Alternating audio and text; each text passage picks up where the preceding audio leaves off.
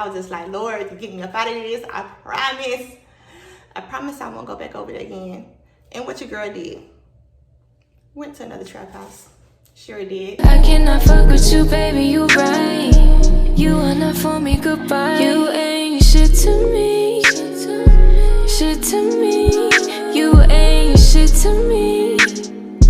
Shit to me.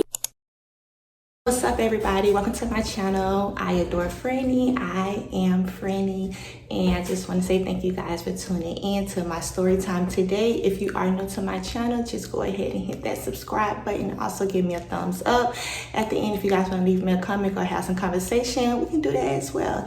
So today I'm going to give a story time. It's called Trap Chronicles, and it's just like a story or two about the time I got caught at the trap and the time that I was inside the trap. So my story goes a little something like this.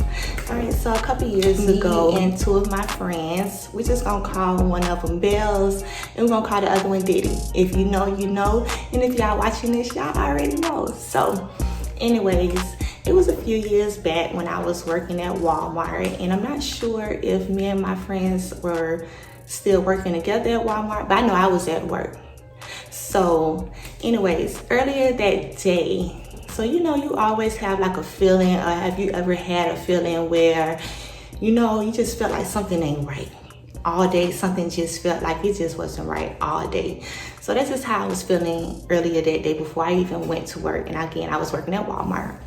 So I don't know if I was feeling like I was gonna get in trouble at work or just something, I'm gonna get pulled over or something, anything. I don't know what it was, but I just felt like something bad was just gonna happen that day. I just kept having this feeling. So I went to work, did my shift. My homegirl, Bells, had hit me up, and Diddy as well. So we ended up linking up after work. You know, I slid through, went to pick them up, and we went to go cross town to my homegirl, Bells' friend house. I can't remember his name, but we just gonna call him Shay. If she knows, she know. If you watching it, she know. So anyways, we ended up going across town, and when we got across town, we ended up meeting up with her friend. So he came out or whatever, and you know, he was like, y'all want to smoke? We was like, yeah, we'll smoke or whatever. So he ended up rolling up a blunt. So as he rolling the blunt, him and my homegirl conversating. So I hear him say like, you know, the block had been hot all day. So he said that, in my mind, I was like, the block been hot all day? Shit, I started feeling even more worse, because I'm just like, man, when you hear people say the block been hot, that means something finna go down in the hood.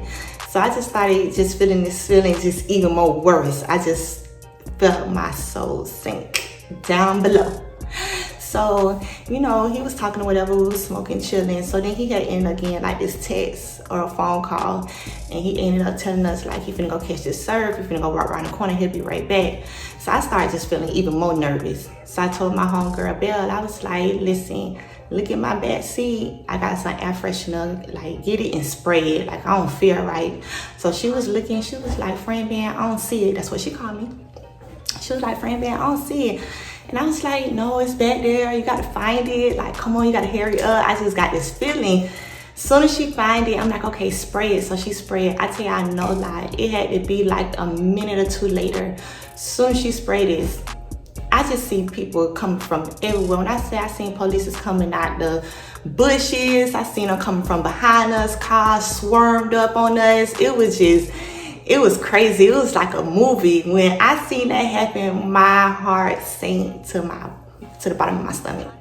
Like, I ain't know what the hell to think. All I thought was, oh shit, we finna get in trouble. So I, at that moment, seen the police them getting out. They started coming past the car, running past the car and stuff. So I had a black car with black tint. I don't know why at that moment, I thought I was Casper. I thought I was a ghost. Because I just closed my eyes and just was like,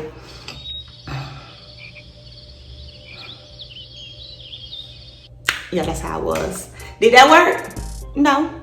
Because when they went past on my mind, I was just like, Lord, please don't let these people turn around and see us sitting in this car. When I say we sat still, we really thought we was invisible. We thought that these people could not see us. Did they see us? Hell yes. That man turned around, flashed that light.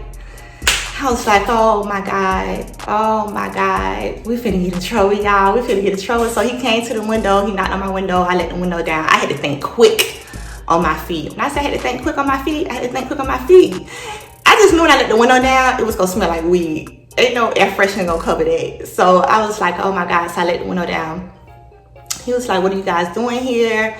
I was like, well, I came here after work and I still had my work uniform on. So I was like, yeah, I just got work. My brother called me and asked me to come pick him up, but he ain't coming downstairs. So I'm finna ready to go because I gotta go home.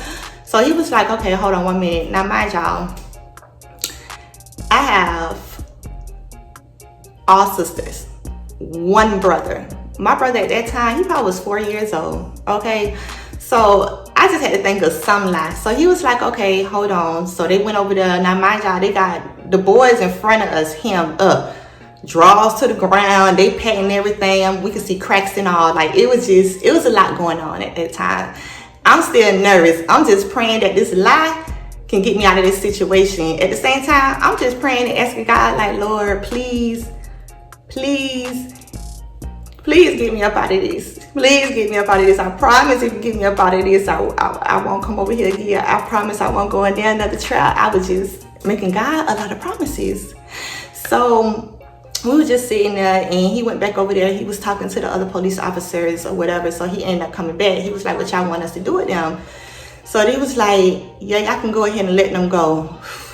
When I say a relief, I got the hell up out of there.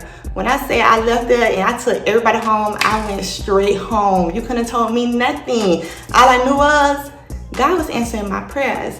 And when I made that promise, I was not finna go back in the trap house because y'all don't understand what came over me. It was just a lot. And let me rewind that back and tell y'all why I thought that was a lot. Because your girl was brought up in a manable household. Okay, I ain't had no business over there. Okay, for one, I was brought up in a church. Okay, I was brought up with my grandma, my uncles them took care of me. Matter of fact, one of my uncles is a police officer. That was another thing. So it was just like, oh my gosh, like imagine me going down to 33rd when my uncle's wife works there. Like that's so embarrassing. Like it was just being embarrassing. So I was just so thankful that he got me out of there. So I was just like, Lord, you get me up out of this.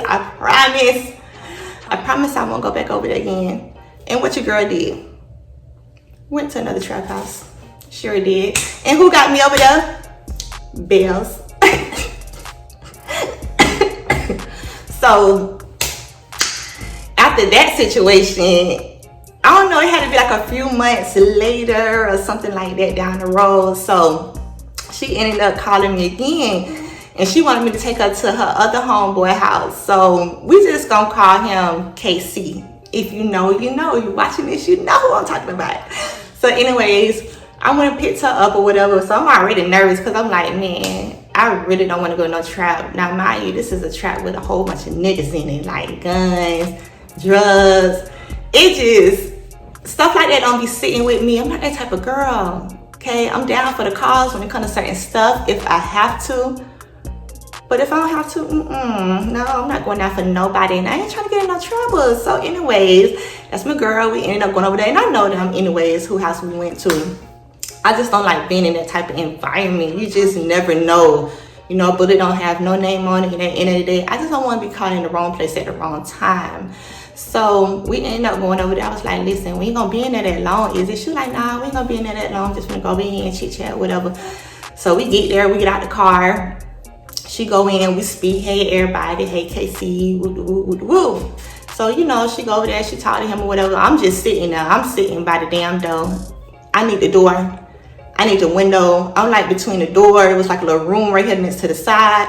I need to be able to get the hell up out of here. Somebody come busting up in this bitch trying to rob us. I need to be able to run. If the police come up in here, I need to go in the room and act like I'm asleep. Okay? If somebody come through the back door, I need to be exiting out the front. So I'm that type of paranoid person. You do not want me around you in the wrong environment because I would make the situation real awkward real quick. So, you know, after a while we was there like, I probably say we weren't there like 10, 15 minutes. We weren't there that long, but it was still nerve-wracking. I just kept giving her the eye, like, "Yeah, you ready to go?" Like, I'm ready to go. Like, she was like, "Yeah, come on, we finna get ready to go." But I promise y'all, after that day, I really, like, you can't get me to go to the trail. Like, no, I need my server. I need you to serve me. I need you to come to me. I need you to come into this nice environment, okay? Because I ain't got time for that. I be sweating bullets, okay? And I just don't have time to get in no trouble like that. So anyways, that was my Trap Chronicles story time. I do have a lot more story time, especially when I got caught with 5-0. Oh my God, that story is so funny. But let me know if you guys want to listen to that story. And yeah, so if you did enjoy this story time, give me a thumbs up. If you didn't, that's cool, because I got a lot more that you might just enjoy.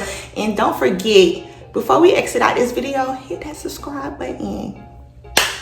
You are gladly appreciated. Until next time.